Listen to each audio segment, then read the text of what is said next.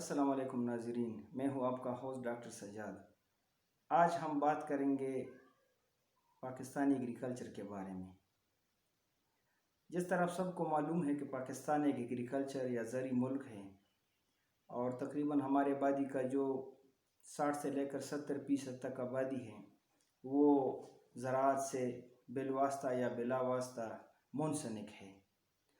اور زراعت ہماری معیشت میں ریڑھ کی ہڈی جیسا کردار ادا کر رہی ہے۔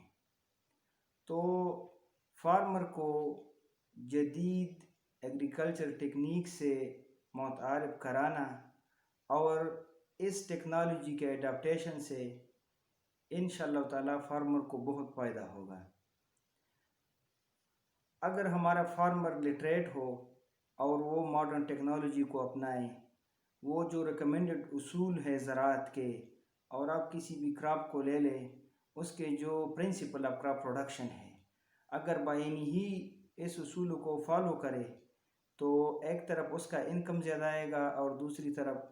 پاکستان کی جو ایکسپورٹ ہے یا جو پروڈکشن ہے وہ بڑھے گی، اور سب سے بڑی بات یہ ہے کہ ہماری معیشت مضبوط ہوگی۔ لہٰذا ان چیزوں کو مد نظر رکھتے ہوئے ہمیں جتنے بھی سائنٹسٹ ہیں کنٹری کے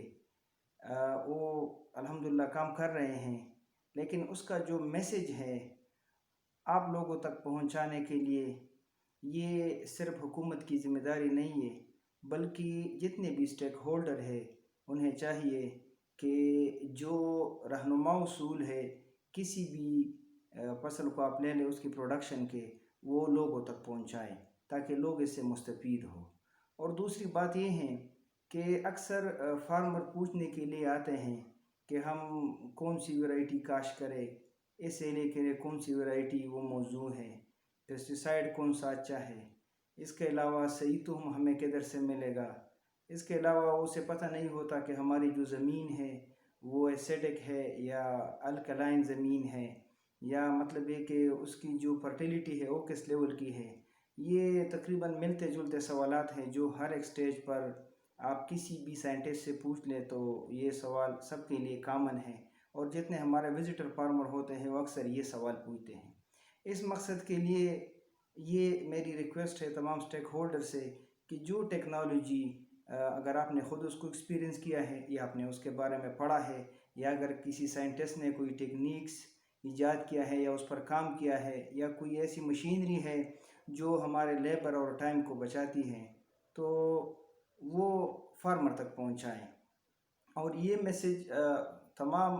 سائنٹسٹ کے لیے بھی ہیں، اسٹوڈنٹ کے لیے بھی ہیں، اور ایگریکلچر ڈسپلن کے جتنے پروفیسر حضرات ہیں یا جتنے ہمارے پاس انجینئر ہیں تو ان کے لیے ہیں، تاکہ وہ کوشش کریں اور ملک کی ترقی میں اپنا کردار ادا کریں۔ اس کے علاوہ جو کچھ بیسک ایسی چیزیں ہیں جو ہمارے بس کی بات نہیں ہے کہ ہم اس کو حل کریں، لیکن اگر ہم ایک کمبائن ایفیکٹ کریں، جس طرح آج کل بہت زیادہ پرابلم چل رہے ہیں، سب سے بڑا جو مسئلہ ہے وہ کلائمیٹک چینج کا ہے۔ کلائمیٹک چینج کے علاوہ آپ دیکھیں تو پاورٹی ہے ہمارے ملک میں، اور فارمر جو ہے وہ نئی ٹیکنالوجی کو جو انوویٹیو ٹیکنالوجی ہے اس کو اڈاپٹ نہیں کر سکتا، تو لہٰذا اس کے لیے کچھ سٹیپس ہمارے گورنمنٹ لے گی، اور کچھ سٹیپ جو ہے ہمارے سائنٹسٹ لیں گے، اور کچھ نہ کچھ انوویشن یا اڈاپٹیشن فارمر بھی کوشش کریں گے کہ وہ اڈاپٹ کریں تاکہ اس کا انکم بڑھ جائے۔ اور ہمارا اگر کسان خوشحال ہوگا تو انشاءاللہ تعالی ہمارا ملک بہت ترقی کرے گا۔ شکریہ۔